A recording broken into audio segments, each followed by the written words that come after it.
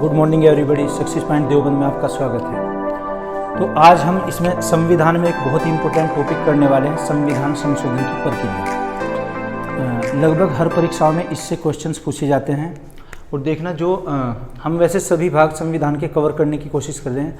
आज हम संविधान का भाग 20 या अनुच्छेद नंबर 368 संविधान संशोधन की प्रक्रिया, प्रोसीजर ऑफ कॉन्स्टिट्यूशनल अमेंडमेंट, इसको बहुत विस्तार से पढ़ेंगे।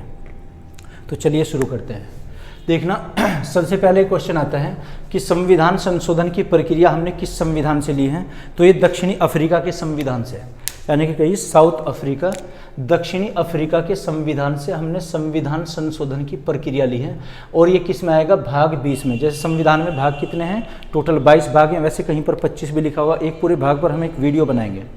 और आर्टिकल नंबर किस में आएगा? 368 में। इसके फिर पार्ट होते हैं 368 close first, second, third, fourth, 4 इसके क्लोज बने हुए हैं। तो बाद के 2 निश्चित भी कर दिए गए। अनुच्छेद नंबर 368 आपको याद रखना है कि ये किससे संबंधित है? संविधान संशोधन से। ये प्रक्रिया कहाँ से हमने ली है? साउथ अफ्रीका से। क्वेश्चन ऐसे आया हुआ है कि क्या भारतीय संविधान नर्म और लचीला है? तो जब लचीले की बात आती है, फ्लेक्सिबल की, इंडियन कॉन्स्टिट्यूशन इज फ्लेक्सिबल, तब हम संविधान संशोधन की प्रक्रिया में, ऐसे मेंस में क्वेश्चन पूछ लेते हैं, सिविल सर्विस में, यूपीएससी में और यूपीपीसीएस में कई बार क्वेश्चन पूछे गए हैं कि क्या भारतीय संविधान वास्तव में लचीला है। लचीला इसलिए चूंकि हम इसमें कभी भी संशोधन कर सकते हैं। उसके फिर प्रोसेस बताए गए हैं, है ना। जैसे हमारा संविधान, ब्रिटेन का जो संविधान है वैसे वो सबसे लचीला है, हमारा उससे तो रिजिड है। और जो बहुत ही सख्त, बहुत ही दृढ़ संविधान है, जैसे कनाडा का संविधान या अमेरिका का संविधान, उससे हमारा बहुत विनम्र है। ना तो ये अमेरिका और कनाडा के संविधान से बहुत दृढ़ है और ना ही ये ब्रिटेन के संविधान से बहुत ज़्यादा लचीला है। तो एक फ्लेक्सिबल है, बीच का रास्ता है कि। तो किस भाग में आ जाएगा? अनुच्छेद नंबर भाग 20 और आर्टिकल नंबर 368 साउथ अफ्रीका के संविधान से प्रेरित है। ये प्रोसेस हमने वहां से लिया है। और संविधान में जो संशोधन होगा वो 3 प्रकार से संशोधन कर सकते हैं हम। 3 प्रकार से कैसे? जैसे साधारण बहुमत से संशोधन, है ना, विशेष बहुमत से संशोधन, विशेष और राज्यों के अनुमोदन से समर्थन। देखना, एक विशेष बहुमत और एक विशिष्ट बहुमत, है ना। कुछ पूछना चाह रहे हैं रजनी जी? जी, साधारण बहुमत और विशेष बहुमत में अंतर बताइए। अच्छा, तो इसमें अभी डिफेंस अभी क्लियर करने वाले हैं। ओके जी। देखना, साधारण जो बहुमत होता है सिंपल मेजोरिटी, और विशेष बहुमत स्पेशल मेजोरिटी या स्पेसिफिक मेजोरिटी। साधारण बहुमत क्या होता है? पहले इनमें हम डिफरेंस क्रिएट कर लेते हैं। देखना, जैसे संसद के 2 सदन होंगे, लोकसभा और राज्यसभा। हम किसी भी सदन की अगर बात करते हैं, लोकसभा में टोटल मेंबर कितने होते हैं? 545, 545 एमपीज होते हैं, यहाँ पर सांसद होते हैं इतने, है ना, 545। तो इसमें क्या होगा? साधारण बहुमत में इसके उपस्थित होने वालों के आधे से एक अधिक, यानी कि हो जाएगा 50% और +1, है ना। कभी इसको आप 51% समझे, कितना है? 50% +1, आधे से एक अधिक। और किस में उपस्थित होने वाले में? 545 में से आप ये समझ लीजिए कि 400 उपस्थित हुए हैं वहाँ पर। तो 400 का हम क्या निकालते हैं? 50% +1। 400 का आधा कितना होता है? 200। 200 में एक जोड़िए, 201, यानी कि 545 में से उपस्थित हुए 400 और इनमें से 50% से एक अधिक, यानी कि बात हो रही है यहाँ पर कितनी? 200 और +1 की। 200 + 1 मेंबर, 200 + 1 बराबर 201। अगर कोई बहुमत, है ना, कोई प्रस्ताव, कोई संकल्प या कोई विधेयक साधारण बहुमत से पारित होता है तो कुल सदस्य संख्या का उपस्थित होने वालों का आधे से एक अधिक, यह साधारण बहुमत होता है। सबसे सरल प्रक्रिया होती है किसी भी कानून बनाने की। दूसरा, विशेष बहुमत क्या होता है? Special majority. विशेष बहुमत समझिए, ये बहुत इंपॉर्टेंट है। क्वेश्चन ऐसे आया हुआ है कि संविधान संशोधन ज़्यादा कौन से बहुमत से हुए? विशेष बहुमत से ज़्यादा होते हैं। विशेष बहुमत क्या होता है? जैसे अगर हम लोकसभा की सीट लेते हैं, कोई विधेयक हमें लोकसभा में पारित करना है या कोई प्रस्ताव, टोटल मेंबर कितने? 545। 545 का एक तो आधे से अधिक, एक तो इसके साधारण बहुमत से पारित करना पड़ेगा, साधारण प्लस साधारण के साथ साथ क्या होता है? उपस्थित और मतदान करने वाले, उपस्थित प्लस इसमें मतदान करने वाले कितने हैं? मतदान, जो वोटिंग करेंगे, और इसका 2/3 में निकाला जाएगा, 2/3 भाग, यानी कि 66.66%। आप इसे ऐसे समझिए, 545 में से उपस्थित हुए 400, 400 में से वोटिंग की है 300 ने। अब 300 का 2/3 निकालना है हमें, 300 और इसका 2/3 भाग, ये कितना आ जाएगा, 100 आ जाएगा, यानी कि 200 MP का समर्थन प्राप्त होना चाहिए। ये क्या होगा, पूरा मिलाकर विशेष बहुमत। एक बार फिर से समझिए दोनों में अंतर। विशेष बहुमत में साधारण बहुमत भी शामिल होता है। जैसे साधारण बहुमत क्या होता है, सिंपल मेजोरिटी या फिर ऑर्डिनरी मेजोरिटी, कुल सदस्य संख्या का, किसी भी सदन के कुल सदस्य संख्या का उपस्थित होने वालों का आधे से एक अधिक साधारण बहुमत कहलाता है। और विशेष बहुमत क्या होता है, विशेष बहुमत में साधारण बहुमत तो होगा ही, प्लस कुल सदस्य संख्या का उपस्थित होने वालों का, मतदान करने वालों का 2/3 भाग, 2/3 का मतलब 66.66%, इसमें निकालते हैं 200 है, यानी कि विशेष बहुमत के लिए 2 बार उसको पारित करना पड़ेगा। ये क्या हो जाएगा, स्पेशल मेजोरिटी। तो समझ में आया ना कि साधारण क्या होता है और विशेष बहुमत क्या होता है। अब समझिए विशेष बहुमत तथा राज्यों के अनुसमर्थन के द्वारा संविधान में संशोधन, special majority and ratification of states. Ratification क्या, जो हमें राज्यों की मंजूरी मिलती है। तो कोई संविधान संशोधन, क्वेश्चन ऐसे आया हुआ है कि क्या खुद अनुच्छेद नंबर 368 में भी संविधान संशोधन किया गया है। हाँ, इसमें भी संविधान संशोधन हुआ 3 बार। एक हुआ 7वां संविधान संशोधन, 24वां संविधान संशोधन और 42वां संविधान संशोधन। 42वें संविधान संशोधन को हम लघु संविधान या मिनी कॉन्स्टिट्यूशन भी कहते हैं। देखना 1935 के अधिनियम को भी मिनी कॉन्स्टिट्यूशन संविधान, लघु संविधान कहेंगे, और 42वां संविधान संशोधन को भी लघु संविधान कहते हैं।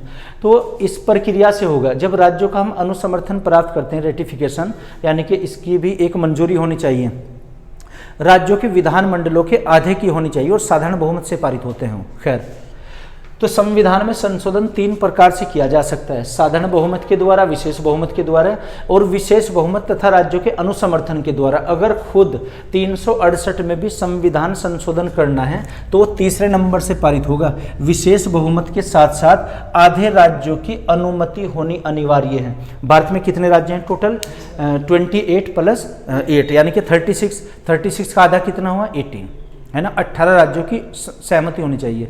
कौन सी सहमति, यहाँ के विधानमंडलों के, अगर किसी विधानमंडल में एक ही सदन है और किसी में 2 सदन है, चाहे वो 2 का हो या 1 का हो। उत्तर प्रदेश की अगर बात करते हैं, बाईकैमरल यहाँ पर पॉलिसी है एक, यानी कि द्विसदनात्मक व्यवस्था, MLC भी बनते हैं यहाँ पर, MLA भी बनते हैं। तो दोनों में साधारण बहुमत से पारित होना चाहिए वो संकल्प। तो संविधान में संशोधन 3 तरीके से, साधारण बहुमत द्वारा, विशेष बहुमत के द्वारा, विशेष बहुमत और राज्यों के अनुसमर्थन के द्वारा। तो साधारण बहुमत क्या होता है, आया समझ ठीक से, तो कुल सदस्य संख्या का उपस्थित होने वालों का आधे से एक अधिक।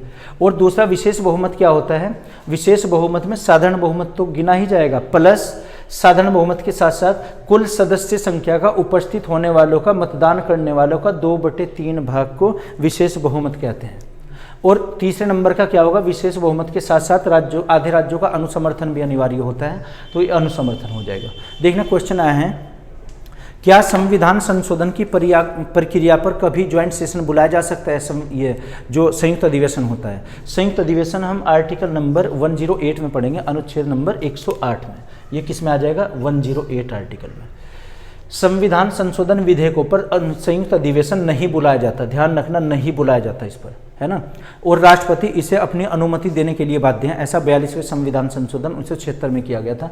तो ज्वाइंट सेशन की अगर बात आती है, संयुक्त अधिवेशन, अगर किसी मुद्दे पर दोनों सदनों में बहस होती है, लोकसभा और राज्यसभा में, तो राष्ट्रपति महोदय अनुच्छेद नंबर 108 के अंतर्गत संयुक्त अधिवेशन बुलाते हैं और संयुक्त अधिवेशन की अध्यक्षता लोकसभा अध्यक्ष करते हैं। फिर से रिपीट करता हूँ एक बार, अगर किसी मुद्दे पर ज्वाइंट सेशन बुलाया जाता है, कब बुलाया जाएगा, जब लोकसभा और राज्यसभा में उनमें तनाव की स्थिति हो जाएगी दोनों में, और कोई वहाँ पर मामला विचाराधीन हो जाएगा, तो राष्ट्रपति महोदय दोनों सदनों की संयुक्त अधिवेशन बुलाते हैं और संयुक्त अधिवेशन की अध्यक्षता लोकसभा अध्यक्ष करते हैं। लेकिन संविधान संशोधन विधेयकों पर ज्वाइंट सेशन नहीं बुलाया जाता, ये दूसरे मुद्दे पर बुलाया जाता है। अगर कोई साधारण विधेयक है, विधेयक 4 प्रकार के होते हैं, ये अलग चैप्टर में बताया गया है, एक प्ले लिस्ट में आप देखिएगा, उसमें विधेयकों पर हमने पूरी एक वीडियो बनाई हुई है। विधेयक 4 प्रकार के होते हैं, धन विधेयक, वित्त विधेयक, संविधान संशोधन विधेयक और साधारण विधेयक। कानून बनने से पहली प्रक्रिया संविधान ये होती है, विधेयक, है ना, ये विधेयक या बिल कहलाएगा। तो ये 3 तरीके से होते हैं। अब क्वेश्चन आया है कि किस भाग में, किस अनुच्छेद में, कौन से हम प्रकार से ये संविधान में संशोधन करते हैं। आइए देखते हैं। पहला देखते हैं हम, साधारण बहुमत से संशोधन, जिसमें साधारण बहुमत से किया जाता है। जैसे साधारण बहुमत द्वारा संशोधन किस किस में, संघ में नए राज्यों का प्रवेश या नाम परिवर्तित, आर्टिकल नंबर 2 और 3 हम पढ़ते हैं, है ना। जैसे संसद किसी भी राज्य के नाम में परिवर्तन कर सकती है, सीमा में परिवर्तन कर सकती है, एक राज्य को मिलाकर 2 बना सकती है। तो इस टाइप से संघ में, भारतीय संघ में नए राज्यों का प्रवेश या नाम परिवर्तन से संबंधित जो भी संशोधन होगा वो साधारण बहुमत से संशोधन हो जाएगा। दूसरा, नागरिकता संबंधी जब कानून बनाएगी सरकार या नागरिकता संबंधी प्रावधान जो भी दिए गए हैं, ये भाग 2 में आएंगे, आर्टिकल नंबर 5 to 11, 5 से 11 तक। इसमें नागरिकता से संबंधित अगर संशोधन करना चाहती है साधारण बहुमत से संशोधन होगा। क्लियर है चीज? ओके। राष्ट्रपति, उपराष्ट्रपति, न्यायाधीशों तथा अन्य पदाधिकारियों के वेतन से संबंधित जो भी संशोधन होगा साधारण बहुमत से संशोधन होगा। क्लियर? ओके। विशेष बहुमत से क्या होते हैं? विशेष बहुमत से संशोधन जैसे राष्ट्रपति का निर्वाचन, राष्ट्रपति के निर्वाचन की रीति, राष्ट्रपति के निर्वाचन में कौन कौन भाग लेते हैं, आर्टिकल नंबर हम 53 या 54, 55 की अगर बात करते हैं, ये किससे संबंधित हो जाएगा? अनुच्छेद 54, 55 राष्ट्रपति और उसके चुनाव से संबंधित होते हैं। कोई राष्ट्रपति के निर्वाचन से संबंधित प्रक्रिया है, इसमें संशोधन होना है विशेष बहुमत से। और विशेष बहुमत क्या होता है आपको अभी परिभाषा बताइए विशेष बहुमत की। ओके। नेक्स्ट, संघ की कार्यपालिका शक्ति का विस्तार। देखना, कार्यपालिका की शक्ति, कार्यपालिका की समझ शक्ति राष्ट्रपति के हाथों में निहित होती है, जिनका पालन वह स्वयं करते हैं या अपने अधीनस्थ पदाधिकारियों द्वारा कराते हैं। अगर कोई ऐसा संशोधन है ये भी विशेष बहुमत से पारित होगा। तीसरा, राज्यों की कार्यपालिका शक्ति में बढ़ोतरी या विस्तार करते विशेष बहुमत से। हाई कोर्ट, सुप्रीम कोर्ट या फिर जो संघ शासित राज्यों का न्यायपालिका का क्षेत्र होगा, जैसे संघ शासित राज्य कितने हमारे पास 8 राज्य हैं, तो उनसे संबंधित अगर कोई न्यायपालिका संबंधी कानून है विशेष बहुमत से पारित होगा। ऐसे ही संघ सूची, राज्य सूची या समवर्ती सूची, ये 8वीं अनुसूची में 3 प्रकार की सूचियां हैं, है ना। इनसे संबंधित अगर कोई कानून है विशेष बहुमत से। अनुच्छेद 368 का ही अगर मामला है, खुद संविधान संशोधन की प्रक्रिया में ही अगर संशोधन करना है, ये विशेष बहुमत तथा आधे राज्यों की अनुमति होनी चाहिए। देखना, जो तीसरा प्रकार आपको बताया गया है ये तीसरे प्रकार से होना चाहिए, आधे राज्यों की अनुमति। और जब हम राज्यों की अनुमति लेते हैं वो हमेशा साधारण बहुमत से पारित होती है, और इसमें विशेष बहुमत भी, यानी कि थर्ड टाइप में आ जाएगा, विशेष बहुमत तथा राज्यों की अनुसमर्थन, है ना। तो अगर इसमें हमें करना है 368 में, तो इस प्रक्रिया के द्वारा होगा। तीसरी के क्वेश्चन है कि अनुच्छेद नंबर 368 में कितनी बार संशोधन किया गया है? खुद संविधान संशोधन की प्रक्रिया के द्वारा कितनी बार संशोधन है? 3 बार। कौन सा? 7वां संविधान संशोधन। एक तो 7वां संविधान संशोधन 1956 में हुआ था, 24वां संविधान संशोधन 1971 में, और 42वां संविधान संशोधन 1976 में हुआ था। ये किस में किया गया? अनुच्छेद नंबर 368 में किया गया था ऐसा। तो ये इससे संबंधित कुछ प्रक्रिया हैं। अब हम करेंगे कि जो बड़े संविधान संशोधन में क्वेश्चन आता है कि पहला संविधान संशोधन कब हुआ था? 1951 में। केशवानंद भारती बनाम केरल राज्य का क्या मामला है? 42वां संविधान संशोधन, सज्जन सिंह का एक मामला है। और अब तक कितने संविधान संशोधन हुए? जैसे 2020 तक 126 संविधान संशोधन के लिए हमने प्रस्ताव वहाँ पर प्रस्तुत किए, लेकिन अब तक 104 ही हुए हैं। जैसे जीएसटी का मामला आता है, जीएसटी कौन सा संविधान संशोधन था? ऑप्शन में आता है 101 भी आता है, 122वां भी आता है। तो आपको ये लॉजिक समझाएंगे, आप तब तक ये नोट कर लीजिए, इसमें जूम कीजिए वीडियो और नोट करते रहिए साथ साथ।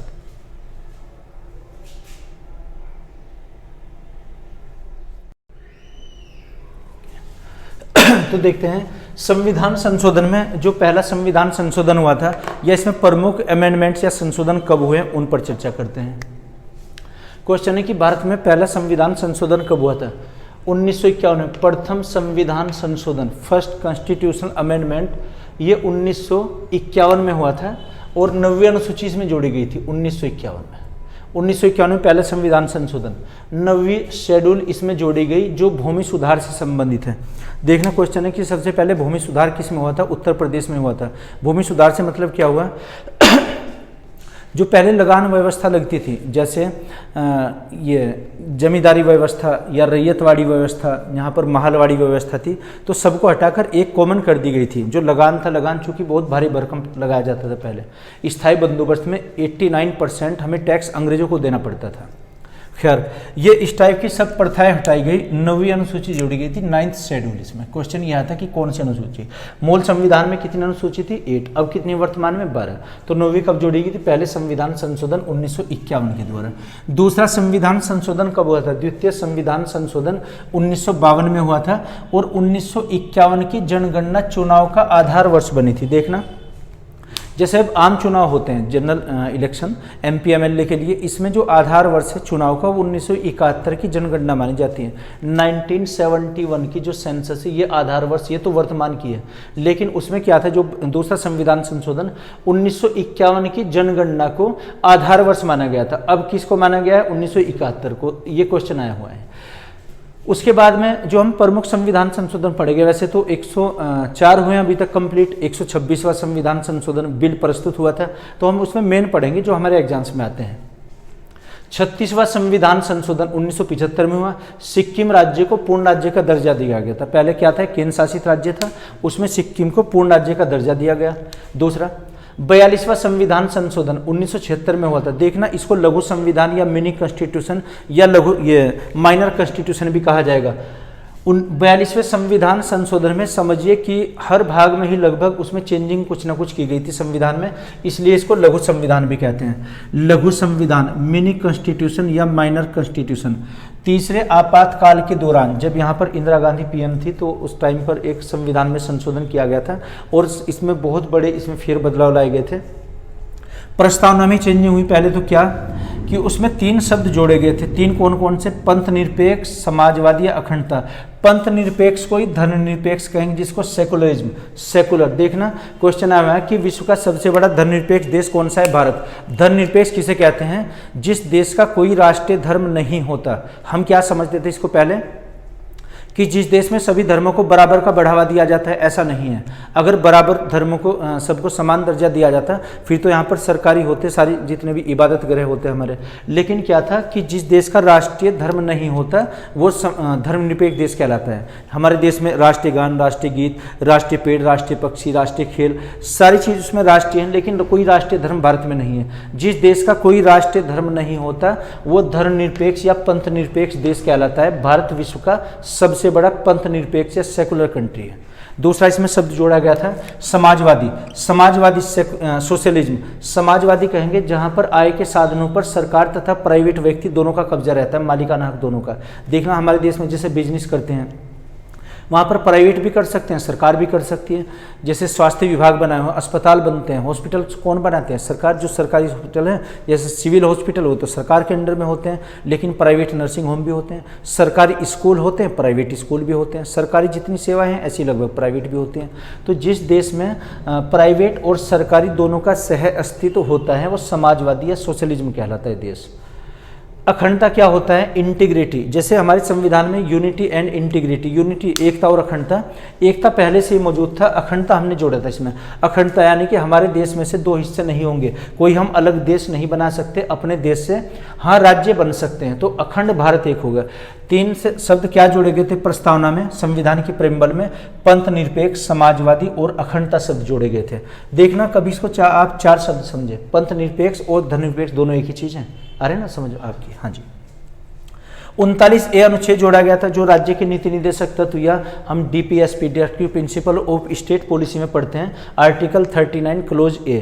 उसमें निःशुल्क विधिक सहायता, फ्री लीगल एडवाइस दी जाती है किसी व्यक्ति को जो कानूनी सलाह लेना चाहता है। जैसे सरकारी वकील होते हैं APO, एडिशनल प्रोसिक्यूशन ऑफिसर, सरकारी वकील, सरकारी टीचर, सरकारी यहाँ पर वकील वैसे होते हैं, निःशुल्क विधिक सहायता दी जाएगी। आर्टिकल नंबर 74 राष्ट्रपति मंत्रिमंडल की सलाह से संबंधित है। देखना 74 में दिया हुआ है कि राष्ट्रपति मंत्रिमंडल की सलाह पर ही कोई कार्य करते हैं, और अगर मंत्रिमंडल कोई सलाह देता है तो राष्ट्रपति उसे मानने के लिए बाध्य नहीं है, वो मान भी सकते नहीं भी। आर्टिकल 74 में क्या किया गया था इसी संविधान संशोधन में कि राष्ट्रपति महोदय मंत्रिमंडल की सलाह मानने के लिए बाध्य नहीं है, मजबूर नहीं हो मानने के लिए, मान भी सकते नहीं भी मान सकते।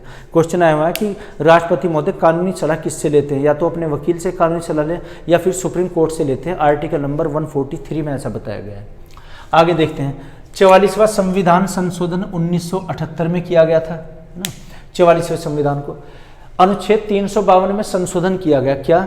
जैसे अनुच्छेद 352 में हमने पढ़ा था कि राष्ट्रीय आपातकाल, कल की हमने जो वीडियो बनाई थी आपातकाल पर, इमरजेंसी पर बनी हुई है। इमरजेंसी 3 प्रकार की होती है, राष्ट्रीय आपातकाल, राज्यों में आपातकाल या वित्तीय आपातकाल, financial emergency, state emergency, national emergency. तो आर्टिकल 352 में क्या है? राष्ट्रीय आपातकाल। राष्ट्रीय आपातकाल 3 शब्दों के आधार पर लगाया जा सकता है, जैसे युद्ध, आंतरिक विद्रोह, युद्ध या बाह्य आक्रमण या आंतरिक अशांति के आधार पर। लेकिन जो आंतरिक अशांति वर्ड था, इसको 44वें संविधान संशोधन 1978 के अंतर्गत आंतरिक अशांति के स्थान पर सशस्त्र विद्रोह किया गया था। सशस्त्र विद्रोह किया, आर्म रिबेलियन, आर्म्ड यानी कि जिसमें वो किसी हथियार का भी प्रयोग कर सकते हैं। अगर हमारे देश में ही हमारी सरकार के विरुद्ध होता है, उसको विद्रोह या रिबेलियन या इसको अपराइजिंग भी बोलते हैं। तो इस शब्द के स्थान पर क्या है? सशस्त्र विद्रोह। ये किस में हुआ था? 44वां संविधान संशोधन। और क्या किया गया इसमें? राष्ट्रपति महोदय मंत्री परिषद की सलाह को पुनर्विचार के लिए वापस भेज सकते हैं। देखना, जब कोई भी कानून बनता है तो कानून बनने के लिए एक पहले विधेयक प्रस्तुत किया जाता है, जिसको हम बिल कहेंगे। एक राष्ट्रपति महोदय के सामने, जिस दिन वहाँ पर राष्ट्रपति महोदय की मोहर लग जाएगी, हस्ताक्षर होंगे, उस दिन वो एक्ट बन जाता है, उस दिन कानून बन जाता है, विधि बन जाता है या अधिनियम बन जाता है। राष्ट्रपति की मोहर लगने से पहले वो तब तक क्या विधेयक कहलाएगा या फिर बिल कहेंगे। तो किसी भी विधेयक को या किसी फिर प्रस्ताव को राष्ट्रपति महोदय पुनर्विचार के लिए वापस कर सकते हैं। लेकिन अगर मंत्रिमंडल या मंत्री परिषद दोबारा फिर से राष्ट्रपति महोदय के पास भेजती है, अब राष्ट्रपति महोदय उस पर अपनी अनुमति देने या उस पर हस्ताक्षर करने के लिए बाध्य हैं। देखना, राष्ट्रपति महोदय मंत्री परिषद की सलाह को पुनर्विचार के लिए वापस भेज सकते हैं। बिल्कुल सही बात है यहाँ तक, लेकिन आगे भी पढ़िए। ऐसा कब हुआ था? ये हुआ था 44वें संविधान संशोधन के अंतर्गत। लेकिन पुनः दी गई सलाह मानने के लिए बाध्य हैं, है ना। जैसे राष्ट्रपति महोदय हैं, ये संसद है यहाँ पर, यानी कि मंत्री परिषद। मंत्री परिषद ने कोई सलाह दी राष्ट्रपति महोदय को दी। राष्ट्रपति, समझो किसी विधेयक पर सिग्नेचर होने हैं, तो राष्ट्रपति ने उसे पुनर्विचार के लिए वापस भेज दिया मंत्रिपरिषद के पास। मंत्रिपरिषद ने इस पर पुनर्विचार करके या पुनर्विचार किए बिना दोबारा अगर राष्ट्रपति महोदय के पास भेज दिया, अब राष्ट्रपति महोदय उस पर अपनी सलाह देने, अपनी मंजूरी देने के लिए या हस्ताक्षर करने के लिए बाध्य हो जाएंगे। अब देनी पड़ेगी सलाह यहाँ पर। ओके, नेक्स्ट देखते हैं। 61वां संविधान संशोधन 1989 में हुआ था। इसमें मतदाता की आयु 21 वर्ष से घटाकर 18 वर्ष की गई थी और मतदान का आधार वर्ष क्या माना गया? चुनाव का 1971 की जनगणना। ओके। 73वां संविधान संशोधन 1992 में हुआ था। इसमें 11वीं अनुसूची जोड़ी गई थी, जो पंचायती राज से या फिर ये स्थानीय निकाय से संबंधित है, या लोकतांत्रिक विकेंद्रीकरण भी कहते हैं। पंचायती राज ब्लॉक मॉडल, अमेरिका के ब्लॉक मॉडल पर आधारित है पंचायती राज। आर्टिकल नंबर 243 भी इससे संबंधित है। यह पूरे भारत में लागू कर दी गई थी। तो 73वां संविधान संशोधन पंचायती राज से संबंधित। 74वां संविधान संशोधन 1992-93 में हुआ था। 12वीं अनुसूची जोड़ी गई थी, जो नगर पालिकाओं से संबंधित है, जैसे नगर पालिका के चेयरमैन बनते हैं, अध्यक्ष बनते हैं। इसके बाद हम पढ़ेंगे जो इम्पोर्टेंट है 101वां संविधान संशोधन। देखना, 101वां हुआ है, जीएसटी से संबंधित था 2016 में, और 122वां ये विधेयक था। पहले तो राष्ट्रपति महोदय के सामने विधेयक लाना पड़ेगा ना। एक विधेयक पर जिस दिन सिग्नेचर करते हैं उस दिन वो अधिनियम या एक्ट कहलाता है। तो क्वेश्चन आया है, जीएसटी कौन सा संविधान संशोधन विधेयक था? 122वां। और इस दिन राष्ट्रपति महोदय ने जो मोहर लगाई तब 101वां था। इसको ऐसे समझिए एग्जाम्पल से, ये बहुत बड़े कन्फ्यूजन की बात है, क्योंकि कोई 122वां कहता है, कोई 101वां, ये दोनों ही सही हैं। जैसे हम डॉक्टर के पास जाते हैं तो डॉक्टर साहब क्या करते हैं, हमारी पहले रजिस्ट्रेशन वहाँ पर होगा, पर्चा बनवाते हैं, हम नाम लिखवाते हैं। समझो नाम लिखवा कर वेटिंग हॉल में हम बैठे हुए हैं, लेकिन अंदर चैम्बर में अगर देखते हैं डॉक्टर के पास वहाँ पर कुछ मरीज हैं जिनको देखा है। समझो हमने जो हॉस्पिटल में नाम लिखवाया है वो तो हमारा 122वां नंबर था, और जो डॉक्टर साहब ने मरीजों को देखा है वो 101 मरीज को अब तक देख चुके हैं, और नंबर कौन सा था? वो 122वां है ना। तो ये क्या होता है, जैसे कोई भी विधेयक वहाँ पर प्रस्तुत किया जाएगा, प्रस्तुत का तो ये 122वां क्रम था। राष्ट्रपति महोदय ने जो मोहर लगाई वो 101वें पर लगी थी, तब वहाँ पर 101वां था, यानी कि बीच के जो विधेयक पेंडिंग पड़े हुए हैं उन पर अभी तो कोई मोहर नहीं लगी। ऐसे ही 104वां संविधान संशोधन 104 कॉन्स्टिट्यूशन अमेंडमेंट 2019 में किया गया था दिसंबर में। ये वैसे कितना है, 126वां संविधान संशोधन विधेयक है। विधेयक का क्रम कौन सा है? 126वां। और पारित कितने हुए? 104 हुए अब तक। ये 2019 में हुआ था, बल्कि 20 समझिए दिसंबर की बात है। तो दिसंबर में किया गया। संसद तथा विधानमंडलों में एससी और एसटी के जो सीटों के रिजर्वेशन की बात है। क्वेश्चन आता है कि सबसे ज़्यादा जो आरक्षित सीटें हैं संसद के अंदर वो किस राज्य की? मध्य प्रदेश की, क्योंकि मध्य प्रदेश में ही अनुसूचित जनजाति सबसे अधिक है आज भी वर्तमान में। तो ये इसकी जो वैलिडिटी थी संसद या विधानमंडलों में जो एससी एसटी के आरक्षित कैंडिडेट रहेंगे, इनकी तिथि थी 25 जनवरी सन 2020 तक। अब ये वैधता खत्म होने वाली थी, तो एक संविधान संशोधन किया गया 104। उसके अंतर्गत क्या, आगामी 10 वर्षों के लिए आरक्षण फिर से बढ़ा दिया गया। एससी एसटी कैंडिडेट की निर्धारित सीटें जितनी होंगी उसके लिए आगामी 10 वर्षों के लिए बढ़ाया गया है इसमें। तो ये संविधान से संशोधित कुछ हमारे प्रमुख संशोधन हैं। तो मैं आशा करता हूँ आपकी समझ आया होगा। अगर फिर भी नहीं तो कमेंट बॉक्स में आप लिखकर बताइएगा। देखना, इनका हमें वीडियो देखने का तभी कोई मीनिंग, तभी कोई अर्थ रहेगा अगर आप इसे साथ साथ नोट करते रहेंगे। वीडियो चाहे आप 2 बार में देखिए, लेकिन ये नोट कीजिए। तमाम इतनी लाखों करोड़ और वो वीडियो भरी पड़ी हैं सभी, ये इसके आप नोट्स बनाते रहिए, इनसे क्वेश्चन आया हुआ है। अगर ये वीडियो हमारे लिए लाभकारी नहीं, आप इसका टेस्ट कर सकते हैं। जो भी आप परीक्षा देने जा रहे हैं, मसलन जैसे लेखपाल की या फिर यूपीएसआई की वैकेंसी आने वाली हैं, स्टेट लेवल की या फिर यूपीएससी की परीक्षा है, उनमें आप देखिए इससे क्वेश्चन है या नहीं। अगर क्वेश्चन नहीं है तो स्किप कर दीजिए, छोड़िए, क्योंकि आपका समय बहुत कीमती है। ठीक है जी। तो अगर इसमें फिर भी कुछ आप पूछना है तो कमेंट बॉक्स में आप बताइएगा, इसमें कमेंट करके। तो ये मैं आशा करता हूँ आपकी समझ आया होगा। Okay, thank you.